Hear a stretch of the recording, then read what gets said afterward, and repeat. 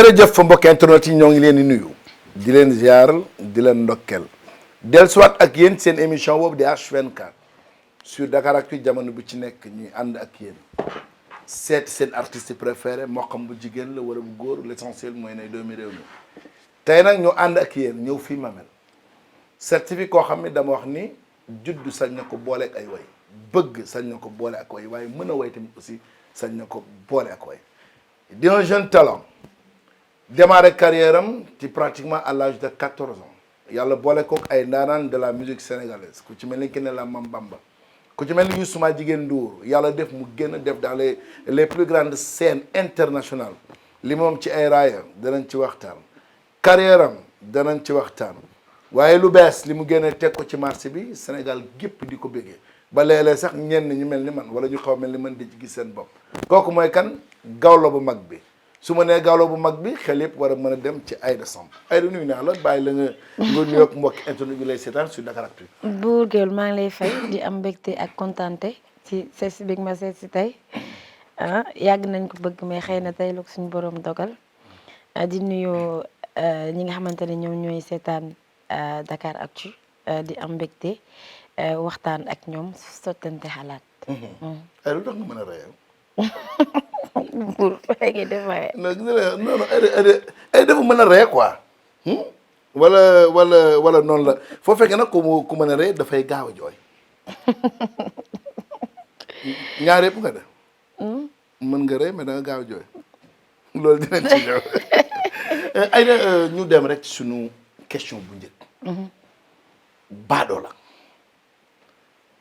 la son bi génn mais fois yi ñi mu touché dafa bari Aïda dafa seq ak ñun mu jëf ko jëfi baadoo la wala Aïda dafa détester comportement baadoo la tout simplement wala da ngay sensibiliser.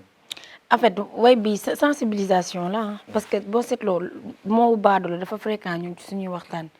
des fois da ngay toog ak ni sax wala sa xarit sax ngeen waxtaan nga ne ko yow baadoo la day ñëw day langage la woon day ñëw souvent te képp ku nga xamante ne yaa ngi dund ci àddina mas nga dund trahison wala mas nga dund ku la def loo xamante ne ni jëf ju ñaaw la ñu di ko tuddee jëfu baadoo la donc mën naa ko dund keneen mën na ko dund mais li ma ci gën a jublu mooy sensibiliser moom laa jublu. mais am na ñu ci mer waaw parce que je me rappelle bien sama maam Samba da daan wax nee na maam Abdou Aziz Sy Dabakh da kaa mës a woo ne ko sama jabar dee leen way ñu bon ñi ndax bu mbon amul woon mbaax du am valeur. donc il faut ñuy way ci côté bu positif di way aussi ci côté bu négatif bi. mais dañu gis ni Aïda souvent à part maturité musicale bi teel na ko am mais Aïda ay wayam du début à la fin Aïda fii lay waye. waaw man biir laay waye parce que xam nga booy waye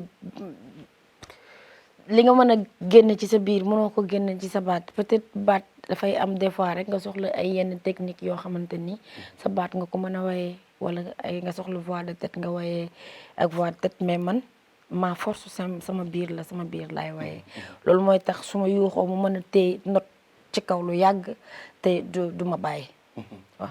mais Aïda dafa thématique te souvent waykat bu thématique possibilité boobu li koy may mooy soit que mës na def planche def lu mel ni art ci wàllu théâtre wala mu juddoo waaw parce que thématique bi ngay waye c'est pas facile du réflexion mais peut-être que loo mës a pratiquer la. man def naa théâtre bien sûr mais bon xam nga di way ci thème c'est très important parce que dañu nekk ci société boo xamante ni tey xam nga yow tey bu la yàlla defee nga nekk porteuse de voix donc yow sa cër mooy di wax loo xamante ni day jariñ askan bi man loolu laa ci gën a jublu loolu moo ci gën a nekk sama objectif boobu laa ci am. di way ay thème nit ñi di ci gis seen bopp di gis seen bopp ci way bi loolu moo tax man tout le temps damay bëgg di way ay wayu thème. mais réincarnation ci li ngay way Aïda tey buy way mën na ko incarner ci rôle ba même boo déglu way yi à travers rôle bi muy incarné di nga xam que veut dire la chanson.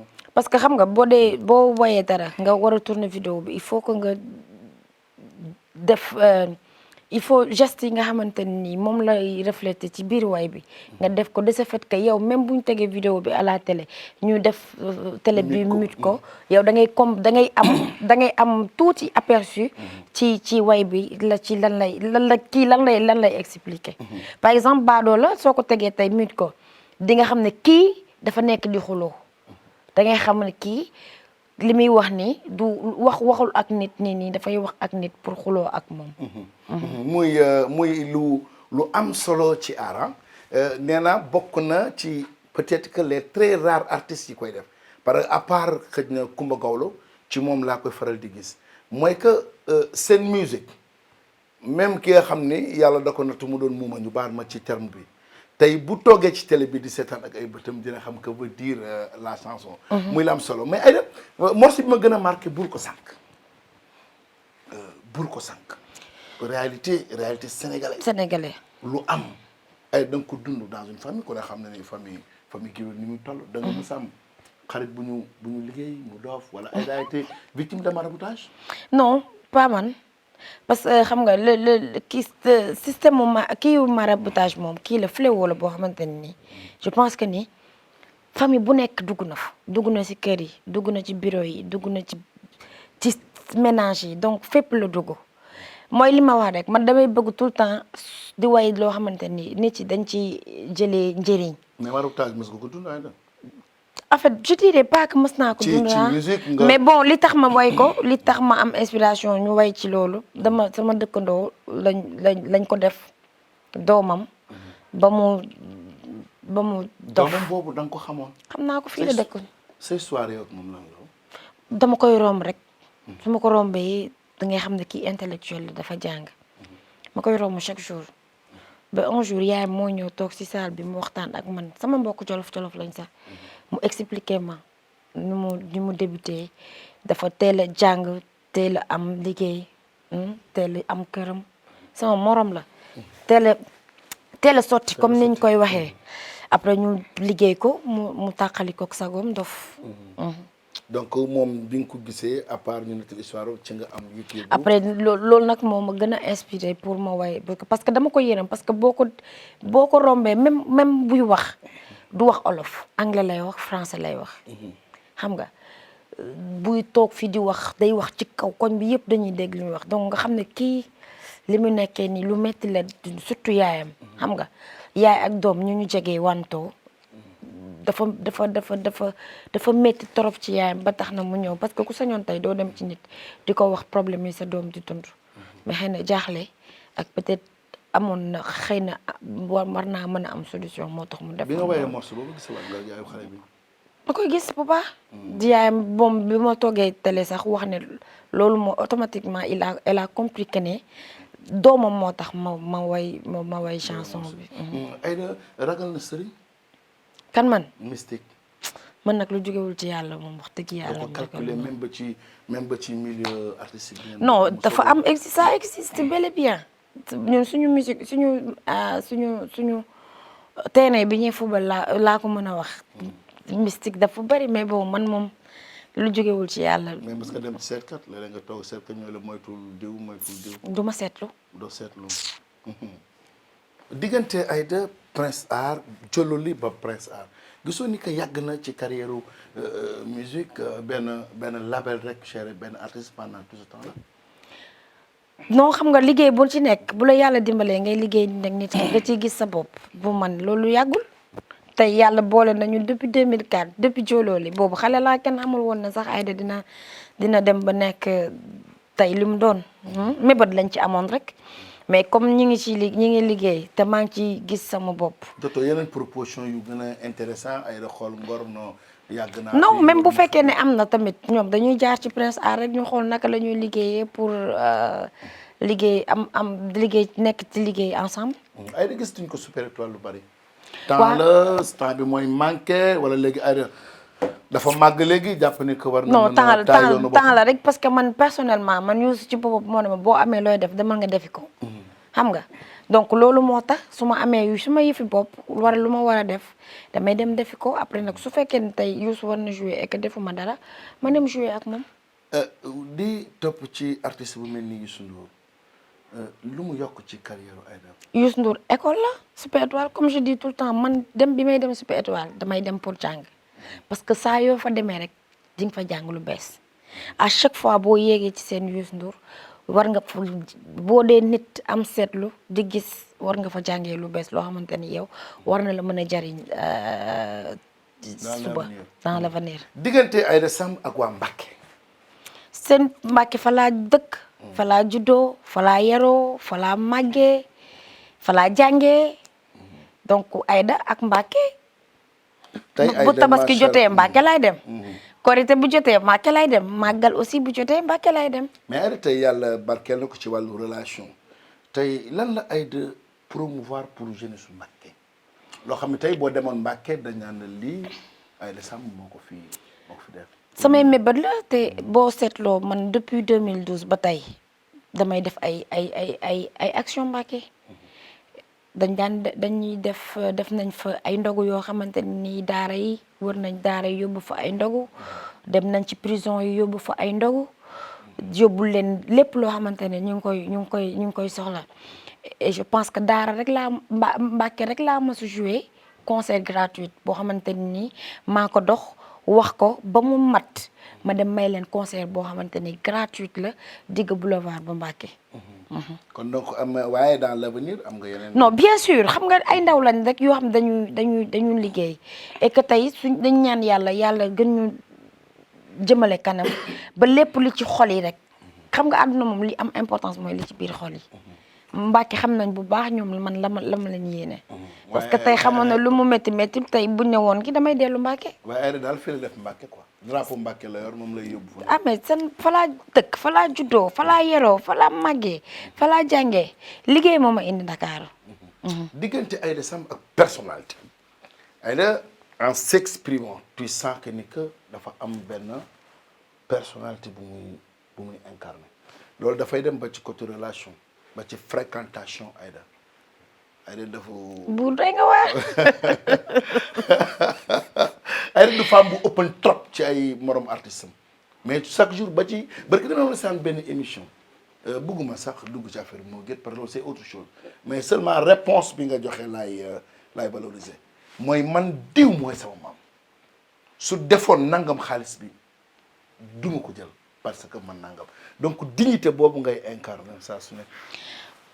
en fait dignité boobu li ko jiitu mooy principe man je suis une personne boo xamante ni dama xaw am ay principe dafa am loo xamante ni bëgguma ko te duma ko nangoo ba pare tey mun ñu ne tey Samba Jabare mooy sama maam mu def lim fi def ba jóge fi kenn mësu ko yeb sama maam da daan dem ci xew def la muy def day ñibbi taal otom ñibbi këram la nga koy may da nga ko yónnee du ko fa xaar est-ce que comprendre nga dem ci xew def fa la nga fa war a def ba mu mat nga taal sa oto dem ñibbi yow lañ la fa war a may dañ la ko yónnee sa kër loolu dignité mënu ko weesu donc mënu ma am maam ju mel noonu mu def fi lim fi def ma ñëw man bëgg ko di bafoué lim fi bàyyi. mais ce jour-là tu étais un peu choqué geste bi le gars def ça n'a pas pu Aïda. Non, parce que même ba ci biir way j'ai senti que elle n'était pas du tout à l'aise. j'étais bien à l'aise parce que xam nga lu tax maa ngi woon à l'aise man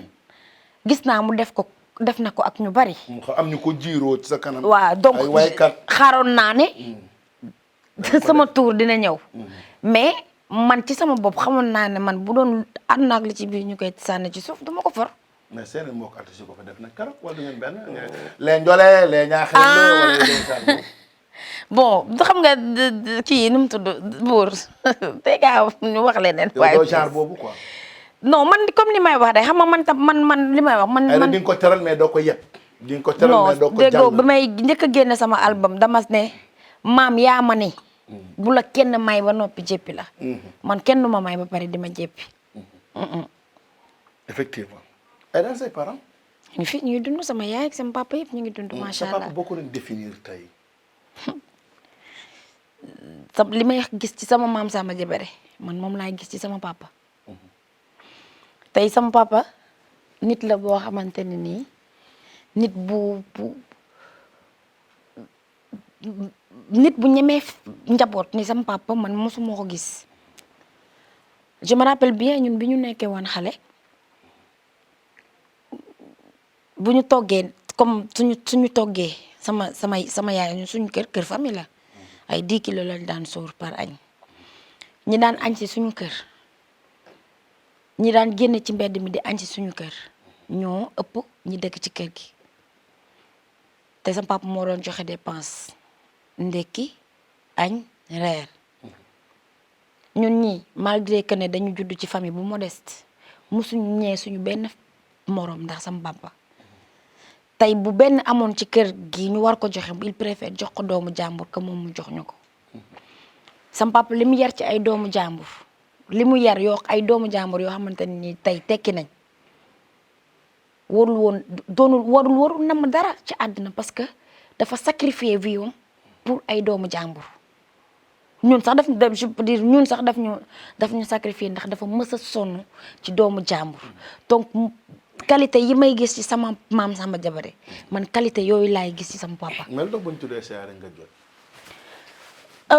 sama yaay xam nga tey ñun dañu juddu sama yaay tey ñu yaroo ak moom xam nga mu ñu yar ñu nag jox ñu éducation ba pare may gis sama yaay di def ay gestes yoo xamante ne nii ñun dañ daan gis biñ nekk boobu xale laa nit suñu amaan xew sama yaay la ñu ñëw sama yaay moo leen ñu jox yére pour ñu sol pour seen xew comprendre nga sama yaay malgré da doon xëy di dem bureau sama yaay 7 heures du matin da koy fekk marché mu toog di xaar ñiy jaay jën pour mu mën a am ci jën yu baax yi lu am importance laa lay wax nii 7 heures da ko daan fekk marché muy xaar oto bii ñëw Mbàkke di indi jën mu mën a am ci jën yu baax yi pour mën ci togg soo di wax Mbàkke ba mu daj koo ne sama yaay mu ne la moo gën a ñeme njaboot ñeme togg ci Mbàkke waaye daan togg añ ngoon mu defar njogonal reer ñu reer. mais ban bés nga mës a dund ak sa waajur bés boo xam ni saa boo ko fàttaliku mu am lu mu dolli ci yow. bi ma gagné Kora Awards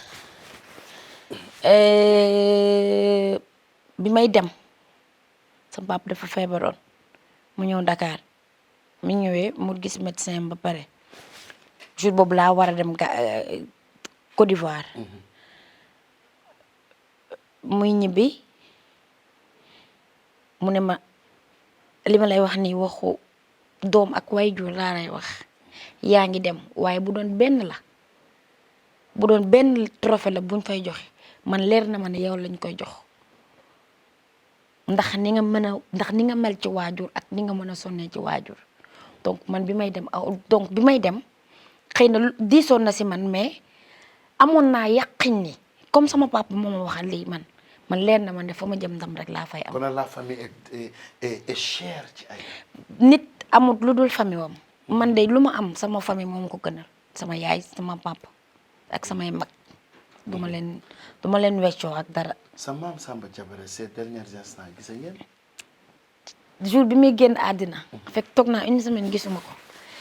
mu jóge fii man maa xëy rek ma ne xaaral ma dem tey il faut ma dem seet sama maam jour boobu la doon sukuraat xaw ma ci dara ma dem fekk sama maam bu jigéen ci biir ma ne ko andi sama maam non dama amoon dëj ci koñ bi HLM ma dem jaale ba pare bi ma jaalee ba pare ma ne andi sama ma ne xaaral ma dugg ci biir ma seet sama maam bi ma duggee man comme ni ma koy tooñee rek maa ngi ko fekk mu tëdd jaaxaan waxul ma koy tooñ yow nag nga ko yow doomu faale yow sa jikko bi maa ngi dem bàyyi la fi sax xam nga rek ni ma koy tooñee ak ni maam ma ne ko nelawal foofu sax ba bul yeewu comme ni kafe ni ma koy kafeek mam ndekete moom mi ngi sukuraat man ma ñibbisi si kër gi bi ma ñibbisee fekk dama waroon a voyage ci guddi gi takkoon naa samay bagage pare amoon naa vol le matin fajar bi laa amoon vol ay 23h ñu woo ma ne ma sama maam gaañu na ma jóge fii di dem HLM biñ ko jàppee ci jaag bi di ko génne maa ngi moom ñu tasewaat ci buntu kër gi fi bi may dugg moom lañ koy génne ma taxaw ma ñaanal ko après ñu door ko génne yóbbu ko ci donc ci même jour boobu donc bien sûr parce que xam nga plaisir bi ma daan gën a am mooy dem toog ci wetam xam nga tooñ ko ñu kaf reetaan yooyu noonu daf may manqué bu baax. Pape Birahim mu ngi lay gérer ba tey. Gole Ndiaye. mais coow loolu. kalaatoon na non mais loolu xanaa léegi. xam nga Pape Birahim Sénégal Sénégal day ñaawale dëgg la. moo yokk affaire yëpp moo ci yokk moo yokk ci xar mi kar mais bon ça je pense que ni c'est de l'histoire ancienne. mais quand même tu as un copain. man am nga ko taxaw di xaar ay man am na lu ñu may soufflé ci suuf bul mën na bu waa ji dégg naa fi mu nii il accélère la cadence. sous peu de temps. te yàlla baax na mais de toute façon man je n'aime pas trop parler de ma vie privée. mais am nga bof loolu moom buur sama vie la. yaa marié la wala célibataire la comme man ak borom ñaari jamono comme man wala. man bu ma ci am baax na da nekk kii rek góor. mais dégg naa mu ngi toq moom affaire yaa ngi toq moom. mu ngi tuuru. ah mu ngi tuuru. mais affaire dafa war a tuuru. dafa war a tuuru kay mais nag affaire yi jot na nag quoi quand même. waa lu jot yomb. ah sëy yàlla rek moo ko moom. wallaahi. mais ay laa ngi noonu gis nga ne woon naa leen suñu waxtaan dafay léegi laa koy toog ñaan ko man yow ñoo bokk mel na maam ndax doom la ci Mère Kéré Mbaye te Mère Kéré ñoo bokk suñu maam Diossou Diop ak Makhtar Mbaye ak Cheikh Walali donc des fois xam nga affaire surtout moi quoi affaire mbokk yu ndaw dawaan yooyu dafay xaw a ñëw quoi. bu dee nga waar. mais Aïda. Aïda ak politique. bon man je fais pas de la politique man je suis apolitique comme sama papa. moom mosul dugg ci politique. du wax sa waxi politique. mais nag am nga ay xaritu politique. ah bien sûr yoo xamante ni vraiment. ah waaw si parce que je me rappelle grand théâtre keroog Aly Ngouille lam fa mobiliser ànd ak waa Linguère à part Aly Ngouille da nga am lu la boole ak waa Linguère yow. Jolof fa laa dëkk di sama maam fa la dëkk. yang Jolof Samba Jaara Jolof fa la Samba Jibere dëkk. ok donc man tey kenn mënul def Jolof dara te boole woo ma si. loolu yàlla moo ko dogal. parce que waa ji wàcc nañ ko. ah mais sant yàlla. waaye liggéey na fi liggéey boo xamante ni macha allah. te lii ñëw mooy dàq. suba bu beneen yoolu boppam bëgg rek na nga koy jàppale. déggoo man nee naa la man en fait politique lié wu ma man ak moom leneen moo ñu lié. mooy dañu dëkk Jolof. di ay Jolof. nekk ay Jolof ah. mën naa ne ñu sekk diggante giir ak Kaolack loolu lañu sekk mais vraiment sekk ñu politique parce que man je fais pas de la politique. yow Aly Ngouille sequ leen politique leen ngeen seq ay loolu tax marché yu artistes yi dem demoo. man mii maa fa jiitu. waaw. mais jàpp ngeen li ngeen laaj mën na nekk. bien sûr. ndax la mën na nekk parce que xam nga tey loolu la ñun li ñu marché bi dañu ñëpp dañu foogoon ne duñ ko def. mais terewul marché bi am na maa ngi fa woon. ay looy tàgg. jërëjëf di am mbégte jàkkaarloo woon ak yow waxtaan ak yow buur yow ndeke ku doy waar nga. ma ne maman jàkkaarloo man di ma xeelu di ma cipp tu rek maman Prince Art ñëw toogaanu ma nii rek waroon am rendez-vous dem togg li ci këram jee ñëw toog fii jàkkaarloo man di ma xool rek Bamba. di ma xool di xool ay lisan bu ay dara wax mu ne ko. non vraiment non mais arrête de faire genre quand même ah. arrête de faire genre waaw c'était un plaisir kontaan naa xam nga. am mbégte bu baax ñu waxtaan parce que waxtaan bi neex na am na fan aussi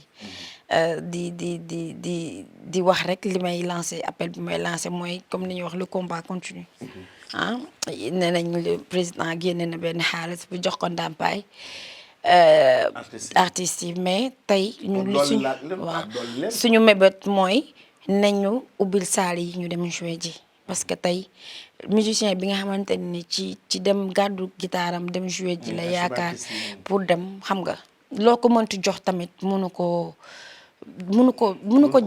dundal donc ñu bàyyi xel ci loolu di sant sénégalais yi di leen gërëm di wax am naa mbégte kontaante def émission ak waa Dakar ak surtout nag yow nag yàlla na doon mariage amin buñ fi ñëwaat yàlla na doon mariage Aïda Samba ngi noonu dama wax sànq ne leen bu ko neexee ne juddoo ma booleeg ay way wala bëgg wala mën a way elle s'est fondue seule man loolu laa gëm parce que maa ngi koy suivre bi muy nekk xale bu tuuti boo xamante ne que tey koo xëcc sa wet rek talent moo tax nga xëcc ko ci sa wet du demande du def la supplier ne la dimbali ma waaye toujours li ma gën a neex ci moom mooy personnalité bi muy incarné chaque jour effectivement lu mu gëm la ndax fi mu bokk la lu mu gëm la ndax Samba Diabaré mooy son membre rek defe naa ni doy na way ci réew mi kon mbokk yi lii la ñuy indiloon ak Aïda Samb sur votre émission H24 sur Dakaractu man buur ma di leen jox dig daje ci fan yu néew ak beneen dara